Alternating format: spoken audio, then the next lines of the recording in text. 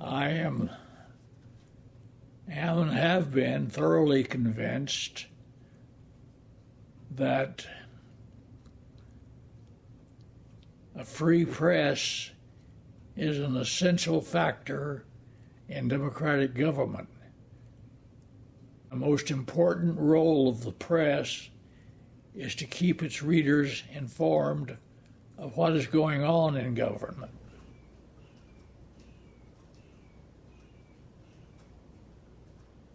My first memory is of a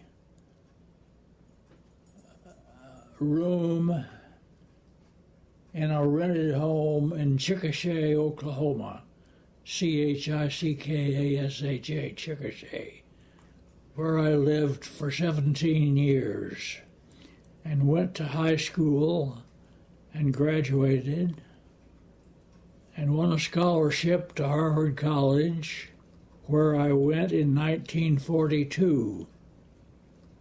After my freshman year, I was drafted and I went into the U.S. Army Air Force. That training was of no help to my civilian occupation.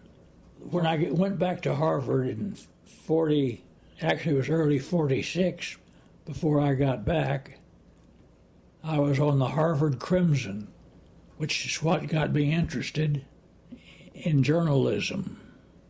So that by the time I graduated, I had decided I wanted to be in journalism. On any newspaper, the publisher can be anything he wants to be. And when I got here, David Lindsay, Lindsay, was the senior member of the family which owned the newspaper. And perhaps fortunately, he was more interested in airplanes than he was in newspapers. So that while he had authority to be anything that he wanted to be, he let me be pretty free to do what I thought was best to do. But one of the things that he was really interested in was air pollution, because it affected him. He was very sensitive, and since he was flying a lot, he could see where the pollution was coming from. And it was coming from Polk County. He took a great interest in reducing air pollution, which he passed along to me, so that I had to do a lot of learning about the environment and air pollution and how hazardous it is and how it can be combated, which is how it happened that the Sarasota Herald Tribune became just about the outstanding organ of information about air pollution in Florida. And we took a great interest in this subject and wrote a great deal about it so that our readers would have the information they needed to be good citizens. The Herald Tribune was pretty independent, and David Lindsay was pretty independent. And I think the owners since him have not changed much of that emphasis, and the people at the Herald Tribune, they are still reporting on the sins of the phosphate companies and the remedies which should be taken. But over the course of 20 years or so, there were many opportunities that we had to support or to oppose governmental objectives which affected the quality of air pollution or air pollution control. We already know that here in Florida we have one of the most important of all the elements needed to sustain life on Earth. Its name is phosphorus. Without it, people and animals would die, and plants would not grow.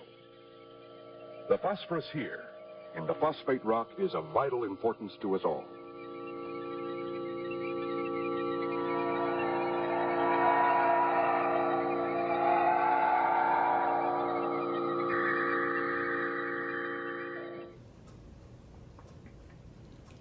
It cost the companies money to change some of their methods and avoid some of the worst pollution.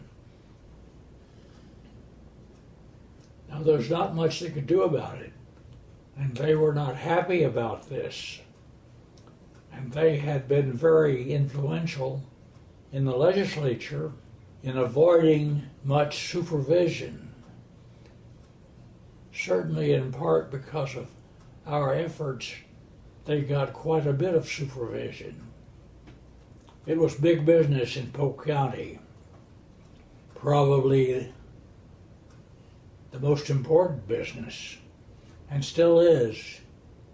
It requires government action to recognize and measure air pollution and to take action to reduce it. It led me to have an interest in how political decisions are made and who makes them, and how people can use their influence to see that things go as they would like to see them go.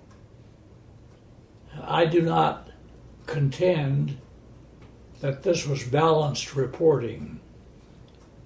You know, we went out of our way to report what we thought was important.